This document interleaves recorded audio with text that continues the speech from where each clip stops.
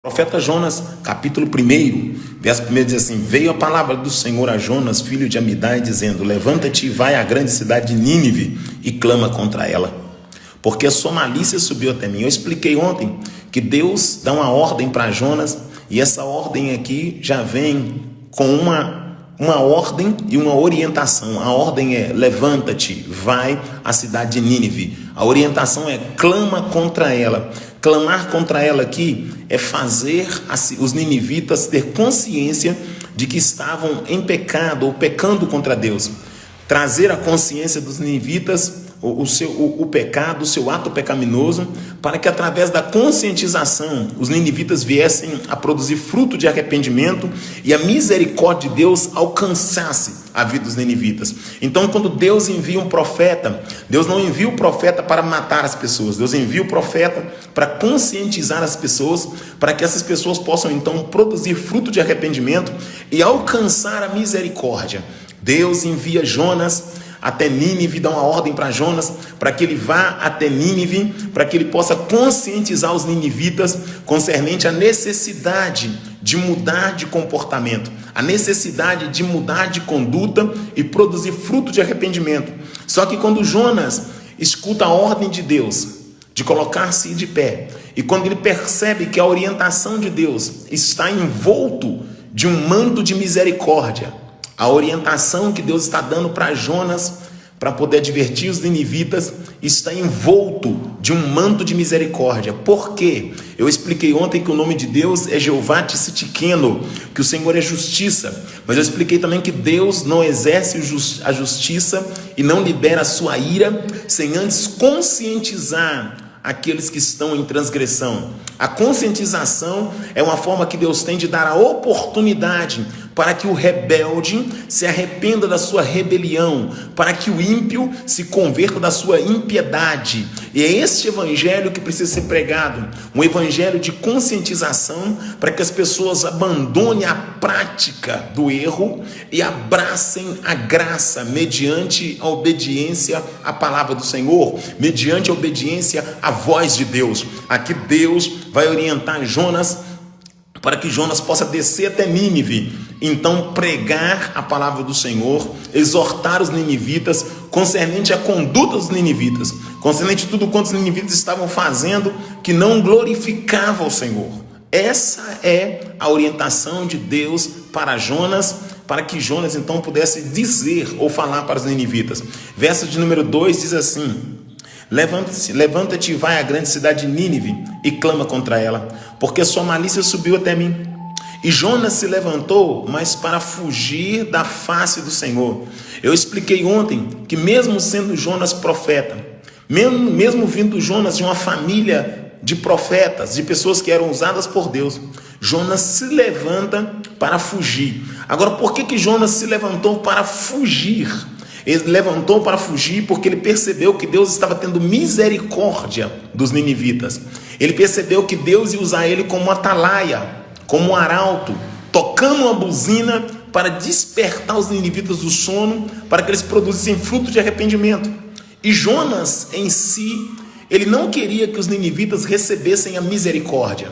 Jonas não queria que os ninivitas recebessem o perdão. E é por isso que Jonas, então, ele vai tentar fugir do Senhor, fugir da ordem de Deus, fugir da presença de Deus. E eu expliquei ontem aqui, e eu falei que não há lugar onde possamos nos esconder da presença do Senhor. Não há lugar. Os meninos estão fazendo barulho, esquece o barulho dos meninos aí, eu escuto o barulho da palavra em nome de Jesus Cristo. Menino faz barulho mesmo, em nome de Jesus, vamos lá. Não dá para fugir da presença do Senhor. Não dá para escapar da presença de Deus. Não tem lugar onde se pode esconder do Senhor. Não tem como se esconder do Senhor. E Jonas agora, ele decide se levantar para fugir da presença de Deus. Ele decide se levantar para esconder da presença de Deus. Ele percebe que a palavra de exortação estava envolto da misericórdia, estava implícita a misericórdia. E Jonas não queria que a misericórdia fosse dada, ou que os ninivitas recebessem a misericórdia. E é por isso que Jonas então, Jonas vai então tentar distanciar-se da presença do Senhor. O verso de número 3 diz assim: e Jonas se levantou para fugir diante da face do Senhor para Tarsis, e descendo a Jope, achou um navio que ia para Tarsis. A Bíblia diz que Jonas agora desceu até Jope, eu falei isso ontem, e chegando em Jope, ele achou um navio que estava atracado ali, que estava preso, beira-mar, com a âncora jogada na água. E Jonas então decidiu comprar uma passagem, comprar essa passagem para ir para Tarsis, no lugar de ir para Nínive, fazer aquilo que Deus havia lhe ordenado. Jonas decidiu tomar uma direção oposta da direção que Deus, da orientação que Deus lhe havia dado. Deus orientou Jonas para que ele fosse até Nínive e pregasse aos ninivitas. Jonas agora desce até Jope, e a Bíblia diz que ali ele encontra um barco que estava atracado. E a Bíblia vai dizer da seguinte maneira: e achou um navio que ia para Tarsis, pagou, pois, a sua passagem e desceu para dentro dele, vírgula. Jonas pagou a passagem. Eu expliquei ontem que Jonas fez um investimento para desobedecer uma ordem de Deus. Ele investiu, ele gastou para desobedecer uma ordem de Deus. Ele enfiou a mão no bolso e falou: eu vou pagar, eu prefiro pagar que obedecer. Eu prefiro pagar que fazer o que Deus manda. Eu prefiro pagar que cumprir uma ordem dada por Deus. Olha que rebelião. Olha como é que o sujeito entra na contramão da vontade de Deus. Olha como é que o sujeito entra na contramão. Como que ele decide caminhar ao contrário daquilo que Deus havia predeterminado. Jonas, ele enfia a mão no bolso e ele vai pagar para poder fazer aquilo que Deus não mandou fazer.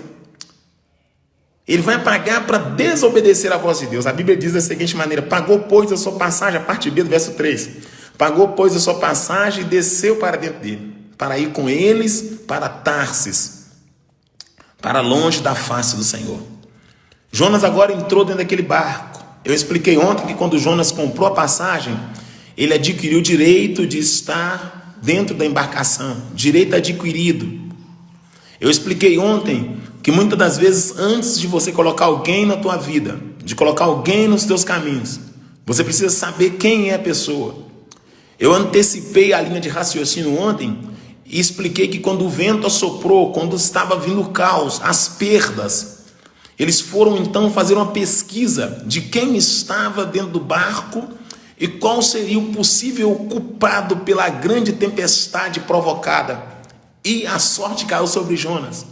E eu expliquei que eles começaram a fazer perguntas para Jonas. E eu disse que aquelas perguntas que eles fizeram para Jonas era como se fosse o check-in de Jonas. E aquele check-in tinha que ter sido feito antes dele embarcar. Então, antes de você colocar a pessoa na sua vida, procure saber quem ela é. Procure saber quais são as intenções dela. Procure saber qual é o propósito, o estilo de vida que ela leva. Porque você pode estar colocando alguém na sua vida que vai atrair tempestade. Alguém na tua vida que vai atrair para a tua vida vendaval, que vai provocar perdas. Mas eu quero, em nome de Jesus Cristo, prosseguir com a linha de raciocínio. Eu iniciei a mensagem um pouco mais cedo hoje para aproveitar aqui esse tempo e continuar nessa linha de raciocínio naquilo que Deus tem posto em minha alma, em nome de Jesus. Vamos lá então. Verso de número 3, a parte B diz que ele pagou a passagem, entrou para dentro do barco para ir com eles para Tarsis, para longe da presença do Senhor. Verso 4 diz assim: mas mandou ao mar o Senhor um grande vento. A primeira coisa que Deus fez aqui, ele mandou ao mar um grande vento. Esse vento não veio enquanto o barco estava próximo da praia. Esse vento não veio enquanto dava pé. Deus esperou o barco distanciar. Deus esperou o barco chegar em uma distância em que não dava mais pé. Deus deixou a viagem prosseguir até um certo tempo. Havia uma estabilidade naquela viagem. Havia uma certa tranquilidade. E aquela tranquilidade Deus permitiu para que eles afastassem da praia, para que não desse pé, para chegar num ponto que não desse mais pé. Deus foi dando corda, foi dando liberdade. Deus foi deixando ir. E quando chegou a uma certa altura, Deus falou: agora eu vou agir. Deus mandou um grande vento. Querido, Deus manda no vento. Deus manda no sol. Deus manda na lua. Deus manda nas estrelas. Deus manda em tudo. E aqui Deus deu uma ordem para o vento e falou: assopra com ímpeto contra o barco. E o vento obedeceu à voz de Deus. Aleluia. E aquele barco foi afligido pelo vento, a velocidade aumentou, o pânico chegou, o pavor chegou. E enquanto o vento assoprava, Jonas dormia. Enquanto o pavor tomou a embarcação, Jonas dormia. Enquanto o espanto e o medo envolviam a embarcação, Jonas dormia. Preste atenção no que eu vou dizer rapidamente, em nome de Jesus Cristo. Mas o Senhor mandou ao mar um grande vento e fez no mar uma grande tempestade. Primeiro Deus mandou um vento, depois ele formou a tempestade. E o que é tempestade? Tempestade é uma massa de ar quente encontrando com a massa de ar frio. É o vento que não está numa direção retilínea uniforme. É um vento que assopra de todos os lados. Primeiro Deus fez o barco andar em movimento fluvial numa velocidade maior. Jonas continuou tranquilo. Deus então mandou vento de todos os lados. E o barco agora já não andava mais, ele era chacoalhado de um lado para o outro. O barco começou a balançar. Primeiro a velocidade aumentou. Não teve mudança, oh glória. Primeiro o vento intenso, não teve mudança. Primeiro veio o vento intenso, não teve, você não está entendendo. Deus mandou o vento, você não mudou, se não mudar ele manda a tempestade. Você não está entendendo. Deus não vai perder para você. E Deus não vai perder você, oh glória. Entenda isso em nome de Jesus Cristo. Deus está criando uma situação para te trazer de volta para o altar. Deus está criando uma situação para nos trazer novamente para a adoração. Deus está criando uma situação, está usando essa situação para nos quebrantar, para nos comover, para nos devolver o sentimento de que igreja é lugar de adorar, que nós nascemos para adorar e não para ser adorados, nós nascemos para glorificar e não para ser glorificados, nós nascemos para exaltar a Ele, não para ser exaltados, não para ser paparicados pelos homens. Deus está criando uma situação para atrair novamente aqueles que são dele para o propósito único que ele tem. E o propósito é glorificar o nome dele por intermédio das nossas vidas. Esse é o propósito. A igreja é instituída, foi colocada na terra por Deus com a finalidade de fazer o nome de Jesus Cristo ser glorificado. A igreja não é uma instituição que vai te enriquecer, me enriquecer, que vai te envaidecer, me envaidecer. A igreja é uma instituição, é um corpo na terra, mas que não combina com a terra. É um corpo que está aqui, mas que vai sair daqui e morar na glória. A igreja não faz parte dessa terra, ela está aqui como noiva peregrina em terra alheia, em terra estranha. Só que há um sentimento de que aqui é a nossa morada. As pessoas estão construindo tudo aqui e ansiosas para conquistar, para crescer, para ter fama, esquecendo de preocupar com a vida eterna. É um período que Deus está usando para fazer os nossos conceitos ser revistos. Nós estamos revendo os nossos conceitos. Deus está nos colocando num caminho estreito, numa porta apertada, para que possamos voltar para Ele de fato, para que possamos arrepender dos nossos pecados, nossos atos pecaminosos, para que haja mudança em nós. Na verdade, muitas vezes, nós estamos no templo com a Bíblia na mão, nós estamos cantando, pregando, nós ainda não somos convertidos de fato, nós ainda não nascemos de novo, não há em nós uma conduta cristã, um comportamento divinal, um comportamento de cima, dos céus. Nós precisamos largar as mazelas, nós precisamos largar o mundanismo, nós precisamos abandonar o pecado, nós precisamos entrar pela porta e clamar a misericórdia de Deus. Nós precisamos ser uma geração santa, povo eleito, sacerdócio real, propriedade exclusiva de Deus. Deus não te divide com os âmbitos de pecado, Deus não te divide com o adultério, com a prostituição, com a imoralidade, com a bebedice, Deus não te divide com a safadeza, com a imoralidade, Deus não te divide com isso. E eu vou te dar uma dica aqui rapidamente: você converteu, tira as fotos de você bebendo do seu Instagram, tira as fotos de você pelada do seu Instagram. Você é templo do Espírito Santo, você é morada de Deus, você é templo de Deus, você é casa de Deus.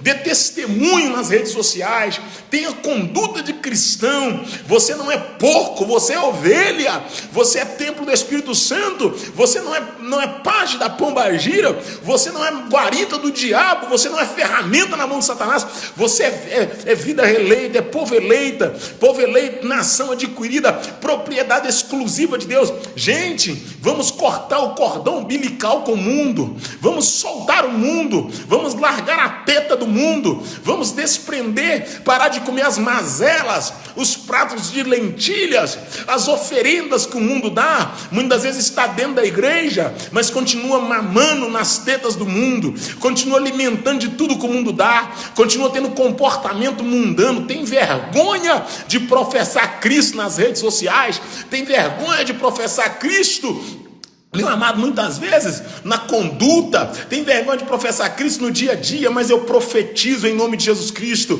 que Deus está te libertando, que Deus está me libertando, que Deus está nos libertando. Em Efésios capítulo 4 diz que Deus, o Senhor, levantou uns para apóstolos, outros para profetas, evangelistas, doutores e mestres, com o fim do aperfeiçoamento dos santos, para edificação da igreja. Então nós não somos perfeitos, mas nós somos aperfeiçoados, e nós só somos aperfeiçoados quando a verdade ela vem em confronto, ela vem ao nosso encontro. Nós não somos aperfeiçoados quando nós somos paparicados, bajulados, saqueados, roubados.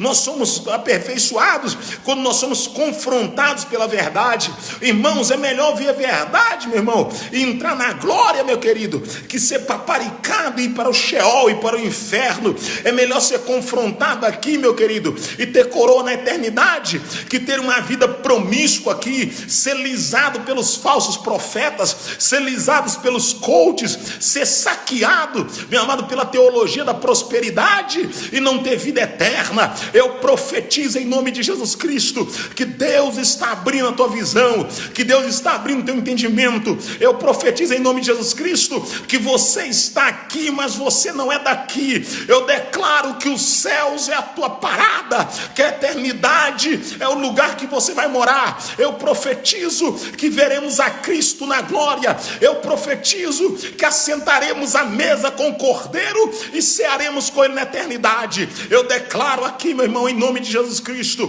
que há uma unção sobre as nossas vidas, que nós vamos resistir ao diabo. A Bíblia diz: resistir ao diabo e ele fugirá de vós. Achegai a Deus e ele achegará a vós outros. Humilhai-vos debaixo da potente mão de Deus e ele vos exaltará. Chorai, convertai o vosso riso em pranto, a vossa alegria em tristeza. Humilhai-vos diante do Senhor, ou debaixo da potente mão de Deus. Vamos colocar nossa boca no pó, vamos arrepender das mazelas, vamos arrepender dos pecados, vamos clamar misericórdia, vamos pedir perdão a Deus pela conduta que não glorifica o nome dele, pela fofocaiada, pela mentira, pela imoralidade, pelo espírito da fofoca, da facção, da falação. Vamos pedir a Deus para colocar um guarda na nossa boca, para nos ensinar a frear nossa língua. A Bíblia diz que aquele que domina a língua é varão perfeito, é varão aprovado. Vamos pedir a Deus para nos tirar do fuxico, da fofoca, e nos dar entendimento, nos dar conduta cristã em nome de Jesus Cristo. Eu declaro que nesse período de quarentena Deus está moldando o nosso caráter. Eu declaro santidade sobre as nossas vidas, eu declaro santidade sobre nós, sobre a nossa casa, em nome de Jesus Cristo. Eu declaro um tempo de unção envolvendo a nossa vida, em nome de Jesus Cristo. Vamos parar de cobiçar aquilo que não é nosso. Vamos parar de falar mal dos outros. Vamos pedir a Deus para nos dar fé para andar de cabeça erguida nessa terra promíscua, nessa terra que não tem nada de bom. Vamos olhar para o céu e dizer: Maranata, ora vem, Senhor Jesus, arrebata a sua igreja. Vem comigo, por favor, rapidamente. Vem comigo, porque o relógio não para, o tempo não para, é muito rápido. Vem comigo. Mas o Senhor mandou o mar um grande vento. Primeiro Deus mandou o vento, depois Deus fez uma tempestade. Primeiro Deus mandou o vento, depois Deus fez a tempestade. Agora entenda o que eu vou dizer aqui. Tinha gente que não tinha nada a ver com a rebelião de Jonas, mas estava sofrendo. Entenda aqui, a nossa desobediência respinga muitas vezes em gente que se nos cerca. Tem pai sofrendo por causa do filho rebelde. Tem mãe sofrendo por causa da filha rebelde. Tem marido sofrendo por causa da esposa rebelde. E tem esposa sofrendo por causa do marido rebelde. A desobediência traz o vento sobre a casa. Entenda o que eu vou dizer aqui. O vento veio e afligiu e assombrou a todos, apavorou a todos por causa de um. Por causa de um, todos sofreram com o vento. Por causa de um, todos sofreram com a tempestade. Vamos lá, em nome de Jesus Cristo. Verso número 4. Mas o Senhor mandou o mar um grande vento e fez no mar uma tempestade, e o navio estava para se quebrar. O navio estava para se quebrar. O vento, a tempestade era muito forte. Estava quase quebrando o navio. Ei, Jonas, ou você toma uma atitude, ou gente inocente vai perder alguma coisa por tua causa. Ei, ou você toma uma atitude, ou gente que não tem nada a ver vai perder por tua causa. Ei, Aramandaravássia. Ou você toma uma atitude, ou gente inocente vai continuar sofrendo por tua causa. Vamos lá. Em nome de Jesus, verso número 5. Então temeram os marinheiros. Olha bem, os marinheiros temeram. Essa classe de homem aqui é uma classe de homens que não tem medo do mar. Não é qualquer um que pode ser marinheiro. Não é qualquer um que enfrenta o mar. Não é qualquer um que tem coragem de passar dia e noite no mar. Essas plataformas aí da Petrobras em alto mar, nesse Brasil maravilhoso, tem homens que ficam ali cerca de 4, 5 meses sem colocar o pé na terra, em terra firme. Mas tem pessoas que, se ficar meia hora ali, não consegue suportar. Porque marinheiro é o tipo do homem que é frio. E eles falam que os bons pescadores, eles pescam durante a noite. Os bons pescadores enfrentam o mar à noite. São homens diferentes. É uma classe de homem que não tem medo da água, que não tem medo do mar. Andando nesse Brasil, muitas vezes a gente atravessa de balsa o Tocantins, o Araguaia. E às vezes pega uma parte bem intensa, bem larga. 6, 7, 12 horas de balsa nesse Brasil. E às vezes a gente fica meio assim ansioso. Agora imagina em alto mar. Esses homens que ficam em alto mar são homens diferenciados. Entenda isso. Não é qualquer um que pode ser marinheiro. É uma classe de homens que não tem medo. Só que aquele vento, aquela tempestade era diferente. E provocou medo em quem não tinha medo. Você não está entendendo. Criou pânico em quem não tinha pânico. Você não está entendendo. Ora macalamachuia. Ei, você não está compreendendo. Aquela tempestade não era natural. Aquele vento não era normal. Quando os marinheiros perceberam aquele vento, aquela tempestade, eles tiveram medo porque eles viram que era algo extraordinário. Era algo que nunca tinha acontecido. Era algo que ninguém tinha vivenciado. Por isso que o medo chegou até a alma daqueles homens. Os marinheiros entraram em pânico. Quem era treinado para a situação estava apavorado. Agora eu vou para o texto para você entender, verso número 5. Então temeram os marinheiros, aleluia, e clamavam cada um ao seu Deus, e lançaram no mar as suas fazendas que estavam no navio, para aliviar o peso. A Bíblia diz que eles tiveram medo, e cada um começou a clamar ao seu Deus. Teve um culto ecumênico ali. Cada um começou a clamar o seu Deus de medo. Cada um começou a gritar ali. E eles lançaram as suas fazendas. Fazenda ali eram as bagagens. Começaram a ter perdas. Ei, entenda aqui. Carregar gente desobediente na tua vida te faz sofrer perda. Abrir aliança com rebelde te faz sofrer perda. Andar com gente que está desobedecendo a Deus te faz ver as suas coisas serem fracionadas ou subtraídas, arrancadas, tiradas. Começou a ter perda. Sabe por quê? Porque tinha alguém naquele barco que não devia estar ali. Tinha alguém fora do propósito. Tinha alguém fora do lugar. Tinha alguém que comprou o bilhete e entrou no barco que não era para estar. Estava na embarcação que não era para estar. E por isso, gente inocente estava sofrendo. Gente que não tinha nada a ver estava sofrendo. A Bíblia diz no verso 5... que então temeram os marinheiros e clamavam cada um ao seu Deus e lançaram ao mar suas fazendas, aleluia, para aliviar o peso do barco, oh glória, aleluia. Jonas, porém, desceu ao lugar do porão e se deitou e dormiu um profundo sono. Enquanto havia desespero, pânico, pavor, Jonas pegou o travesseiro, desceu para o porão e foi dormir. Olha a irresponsabilidade, você não está entendendo. Os seus filhos estão sofrendo e você continua fora da presença de Deus.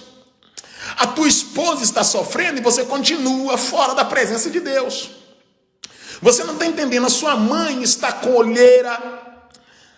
O seu pai não tem paz. E você continua sendo de Deus, fazendo aquilo que não agrada a Deus. Porque Jonas era de Deus, mas estava fazendo aquilo que não agradava a Deus. E estava causando transtorno em quem estava próximo. Eu quero que você entenda. Eu vou jogar para você essa aí, você segura em nome de Jesus Cristo. Receba em nome de Jesus. Muda a sua conduta para que o vento possa acalmar.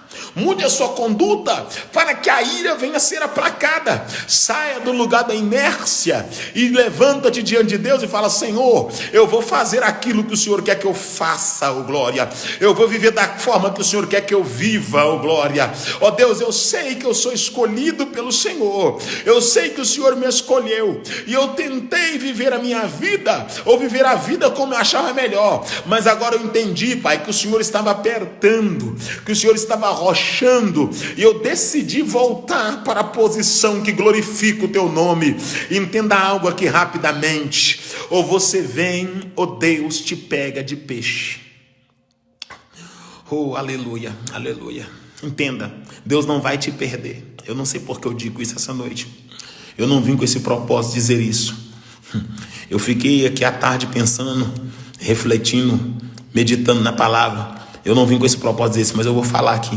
Ou você vem, ou Deus te traz de peixe, mas Deus não vai te perder. Ou você se coloca na posição que glorifica o nome do Cordeiro, ou Deus vai permitir que você seja trago ou posto na posição mediante o peixe. Oh glória, entenda o que eu vou dizer aqui, barro, o oleiro não vai perder para você. Entenda aqui o que eu vou dizer: Deus não pede para homens, Deus é poderoso. Não existe ninguém que possa escapar dos olhos do Senhor. Não tem como fugir. Deus está lhe chamando. Deus está dizendo: eu tenho uma obra com a tua vida. Eu tenho um negócio contigo. Oh, aleluia. Não adianta ir para Portugal ganhar dinheiro e perder a salvação. Não adianta ir para os Estados Unidos ganhar dinheiro e perder a comunhão. Não adianta ficar rico e perder a família, perder a casa, perder a vida com Deus. Do que adianta ganhar dólar, ganhar euro e perder a eternidade. Do que adianta comprar casa, comprar carro. Do que adianta mandar dinheiro para o Brasil, sustentar sua família, aí dos Estados Unidos manter tua família aqui e não ter galardão, não ter comunhão com Deus, está frio, está desviado com a Bíblia na mão, está desviado com a Bíblia. Volta hoje, conserta hoje, endireita hoje, pede perdão hoje, conserta agora com Deus, dobra o teu joelho aí onde você está, clama misericórdia, diga: Deus, eis-me aqui, faça na minha vida aquilo que lhe apraz. Eu quero voltar ao primeiro amor, eu quero voltar ao primeiro encontro. Se curve aí agora diante do grande eu sou, se dobre diante de El Shaddai, clame a misericórdia de Elohim agora, busque a presença de Adonai e diga: Senhor, eu reconheço que eu vim atrás das pérolas, eu vim atrás da prata, do ouro, da fama, mas eu quero voltar, ó Deus, a ser quem eu era. Eu quero ser cheio do Espírito. Você está frio, você está fria, você não tem pastor, você não é apacentado, você não é apacentada, você não tem devoção, você não tem comunhão, perdeu as línguas estranhas, perdeu a adoração. Só que essa noite você está dizendo: eu mandei o vento, eu criei a tempestade, e se você não vier, eu vou te buscar do peixe, mas vou te colocar na posição que quero, vou te colocar como quero, porque você é meu, eu te escolhi, eu sou teu Deus, eu sou teu Senhor. Eu não lhe perco para o ouro, não lhe perco para a prata. Eu sou o Senhor da tua vida, eu sou o Senhor da tua casa. Desde o ventre eu lhe chamei, volte para a minha presença. Namandabacalavarasai, limanduba vassimina mahavasai, lebando namasubida ramandarafasha, leminama sulabarabacalamandaraí, levando na sudo comandefai, lefana caia chuminimi calamasébia. É tempo de reconciliar, é tempo de consertar. Deus não quer o teu dólar, Deus não quer o teu euro. Entenda isso, isso é lixo para Deus, isso é nada. Deus não quer Deus, Deus quer você. Deus quer que você volte para a posição. Deus quer que você volte a se curvar na presença dele.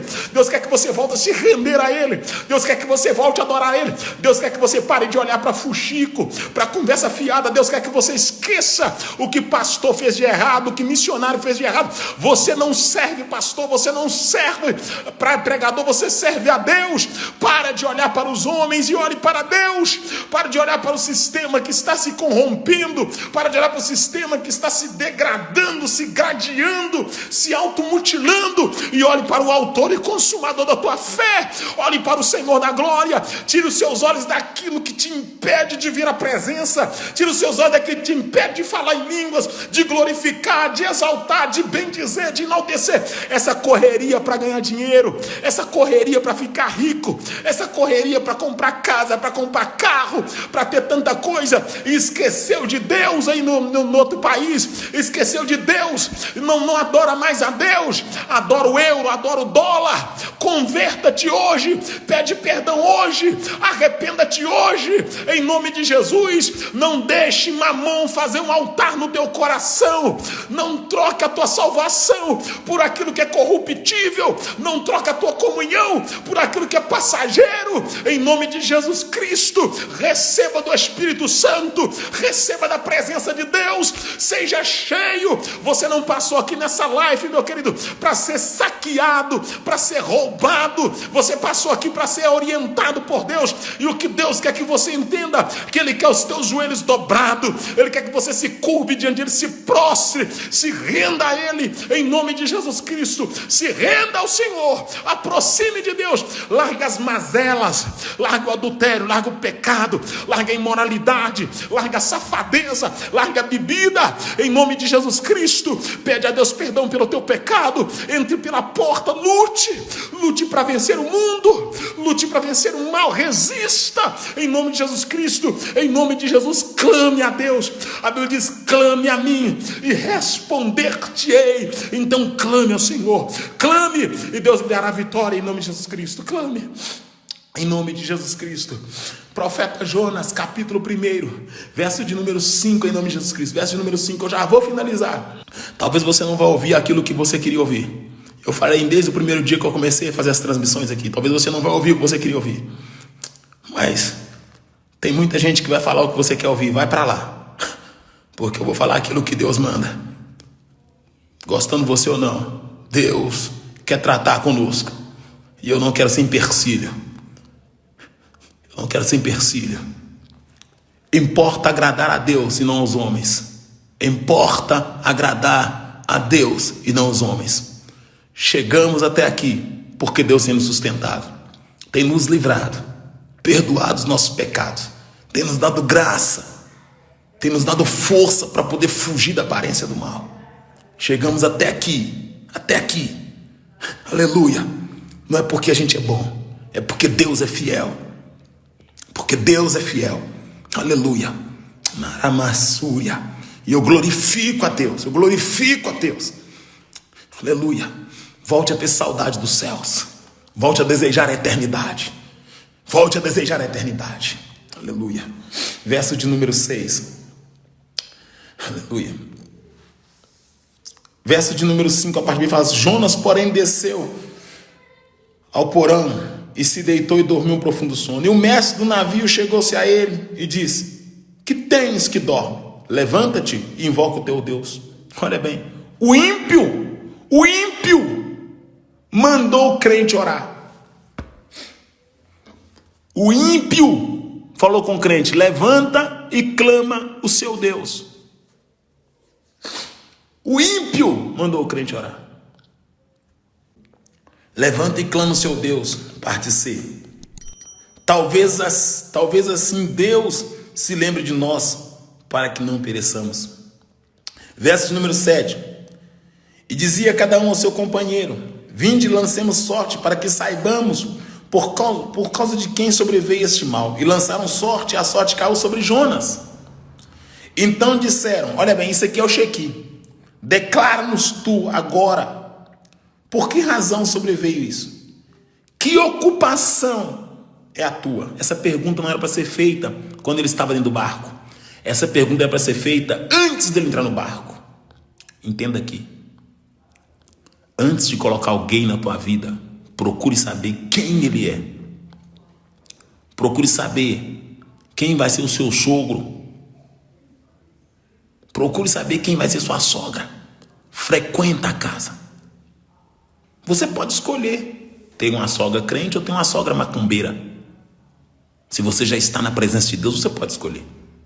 Se você já está com a Bíblia na mão, se você já é batizado com o Espírito Santo, se você já é crente, não estou falando de quem casou lá no mundo, não. Estou falando de quem está na presença de Deus. Você pode escolher ter um sogro que vai para a igreja ou um sogro que vai para o boteco tomar cerveja. Você pode escolher ter um cunhado que prega ou ter um cunhado que joga sinuca. Você pode escolher. Você pode escolher casar com um crente da mão calejada, pedreiro, fiel a Deus, ou casar com um magnata que não tem temor do Senhor. Eis que diante de ti eu coloco a bênção e a maldição. Escolhe. Você já é crente? Escolha. Você já é crente? Escolha, mas escolha na direção de Deus, para depois você não ficar sofrendo retaliações. Antes de abrir uma aliança com alguém, escolha na presença de Deus. Porque se você veio do mundo, entendeu? E um converteu o outro não, tudo bem. Vamos trabalhar para o outro converter também. Mas se você está dentro da igreja, por que você vai buscar alguém lá no mundo? Por quê? Não, eu vou ganhar ele para Jesus. Vai. Eu vou ganhar ela para Jesus. Ah, você vai ganhar ela. Você não ganha nem você. Não quero entrar muito nisso, não. Mas vamos lá, em nome de Jesus Cristo. Que ocupação é a tua? Primeira pergunta. De onde tu vens? Segunda pergunta. Qual a tua terra? Terceira pergunta. E que povo é o teu? Quarta pergunta. Essas perguntas eram para ser feitas antes de Jonas entrar no barco. Pergunte. Namoro é período de pergunta. Tá namorando? Pergunta tudo. Tudo! Pode perguntar. Para depois não ter surpresa. Tá entendendo? Amanhã eu prego mais um pouco. Amanhã eu prego mais um pouco. Em nome de Jesus Cristo. Verso de número 8. Verso de número 9. E disse: eu sou hebreu e temo ao Senhor. Olha bem, ele falou que ele era hebreu e temia ao Senhor. Peraí, como é que ele teme ao Senhor e está fugindo da ordem dele?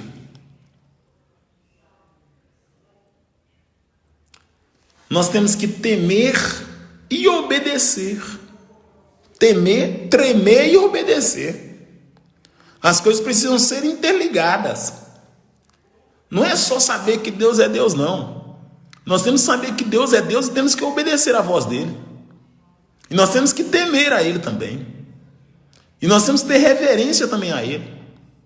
Não é somente ter consciência de que ele é Deus, não. Eu tenho consciência de que ele é Deus e ele lá e eu aqui fazendo o que eu quero, não. Eu tenho consciência que ele é Deus e tenho consciência que ele está vendo todos os meus atos, que eu vou ter que prestar conta. E eu preciso me tratar, me curar através da misericórdia dele.